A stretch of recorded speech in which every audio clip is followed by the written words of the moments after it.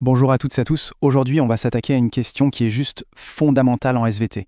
Comment un être vivant complexe, que ce soit une plante ou nous, les humains, est organisé pour que tout fonctionne. Imaginez un peu, des milliards d'éléments qui doivent bosser ensemble en parfaite harmonie. C'est ce plan d'organisation qu'on va décortiquer ensemble. Allez, c'est parti. La question qu'on va se poser tout au long de cette séquence est donc la suivante.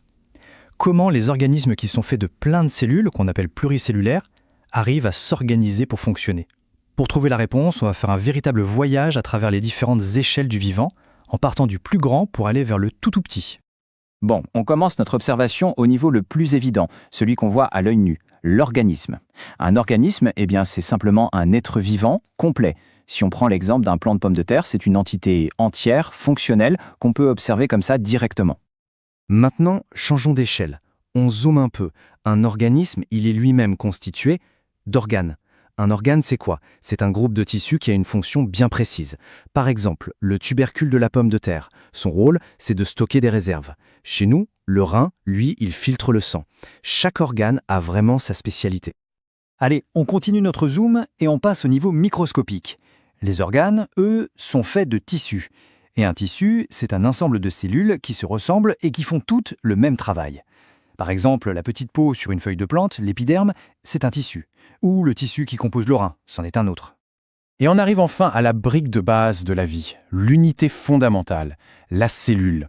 C'est vraiment le plus petit élément vivant qui compose absolument tout. Les tissus, les organes et au final, les organismes. C'est le point de départ de tout. Bon, on vient de le voir, il y a plusieurs niveaux d'organisation, comme des poupées russes. Mettons ça un peu au clair en regardant bien les différentes échelles du vivant, et surtout les outils dont on a besoin pour les observer. Ce tableau résume assez bien les choses. L'organisme et les organes, pas de souci, on les voit à l'œil nu. Mais pour observer les tissus et les cellules, là, il nous faut un microscope optique. Et si on veut voir ce qu'il y a à l'intérieur d'une cellule, ce qu'on appelle les organites, un peu comme les petits organes de la cellule, alors là, il faut sortir l'artillerie lourde, le microscope électronique qui est beaucoup plus puissant. On voit bien que la technologie est indispensable pour explorer le vivant.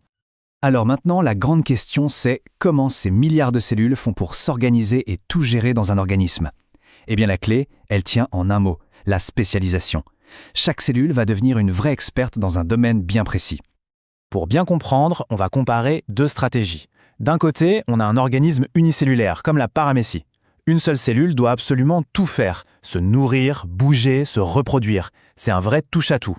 De l'autre côté, chez un organisme pluricellulaire comme nous, les tâches sont réparties entre des cellules spécialisées. C'est une équipe d'expertes où chacune a sa mission. C'est ce qu'on appelle la division du travail cellulaire. C'est beaucoup plus efficace. Et des exemples de ces expertes, on en a plein. Le neurone, avec ses longs prolongements, il est parfait pour conduire un message nerveux sur une longue distance. La cellule musculaire, elle, est bourrée de protéines qui peuvent se contracter pour créer le mouvement. Et certaines cellules de notre sang sont des spécialistes de la défense contre les microbes. Ce qui est super important à voir ici, c'est que la forme, la structure d'une cellule est toujours parfaitement adaptée à sa fonction. Ok, on a nos cellules spécialisées. Mais qu'est-ce qui les fait tenir ensemble pour former un tissu solide? Il doit bien y avoir une sorte de ciment ou de colle pour que tout ça soit cohérent, non? Eh bien, ce ciment, ça existe et ça s'appelle la matrice extracellulaire. C'est un réseau de molécules qui sont fabriquées par les cellules elles-mêmes et qui vient les enrober. Son rôle, c'est d'assurer que les cellules collent bien les unes aux autres pour former des tissus qui tiennent la route. Attention, cette matrice n'est pas la même partout. Chez les animaux, elle est faite surtout de fibres de collagène, qui sont assez souples. Ça permet aux cellules de bien adhérer entre elles, mais aussi de communiquer. Par contre, chez les végétaux, c'est différent. On l'appelle la paroi, et elle est faite de cellulose qui est beaucoup plus rigide. Elle sert de protection, et elle agit un peu comme un squelette pour la plante. Et pour bien comprendre à quel point cette matrice est cruciale, on peut regarder ce qui se passe quand elle a un défaut. Dans certaines maladies génétiques, comme le syndrome d'Ehlers-Danlos, le corps fabrique mal le collagène. Résultat, la matrice est défectueuse. Les tissus, et en particulier la peau, n'ont plus de cohésion et deviennent extrêmement fragiles et souples. Ça montre bien l'importance vitale de ce ciment. Bon, maintenant qu'on a compris tous ces principes, on peut se demander, mais à quoi ça nous sert de savoir tout ça? Eh bien, ces connaissances ouvrent des portes incroyables, surtout dans le domaine de la médecine. Parlons d'une cellule vraiment à part, la cellule souche. C'est une cellule qu'on dit non différenciée, c'est-à-dire qu'elle n'est pas encore spécialisée. Et son super pouvoir, son potentiel incroyable, c'est qu'elle peut se différencier, c'est-à-dire se transformer en n'importe quel type de cellule spécialisée. Un neurone, une cellule de peau, une cellule de muscle, tout ce qu'on veut.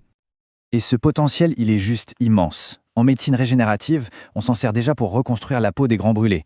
En 2012, un prix Nobel a même récompensé la découverte d'une technique pour faire machine arrière, prendre une cellule adulte déjà spécialisée et la reprogrammer pour qu'elle redevienne une cellule souche. C'est fou. Évidemment, ces recherches posent d'importantes questions éthiques, notamment sur l'utilisation des cellules souches qui viennent d'embryons. Allez, pour finir, on fait un petit bilan de tout ce qu'on a appris. Voici les points vraiment essentiels à garder en tête. Ce qu'il faut absolument retenir, c'est cette hiérarchie du vivant. On part de la cellule, notre unité de base, plusieurs cellules forment un tissu, plusieurs tissus s'assemblent pour former un organe, et l'ensemble de tous les organes, ça constitue un organisme. C'est ce qu'on appelle les niveaux d'organisation du vivant. Et voici les 4 mots-clés à maîtriser sur ce chapitre. La cellule, l'unité de base. Le tissu, un groupe de cellules qui ont la même fonction. La spécialisation, c'est le fait qu'une cellule s'adapte pour une tâche précise. Et enfin, la matrice extracellulaire, cette fameuse colle qui assure la cohésion des tissus. Et pour conclure, je vous laisse avec une question pour réfléchir un peu aux enjeux de demain. Si la science est capable de reprogrammer nos propres cellules, jusqu'où peut-on aller? Où se situe la limite?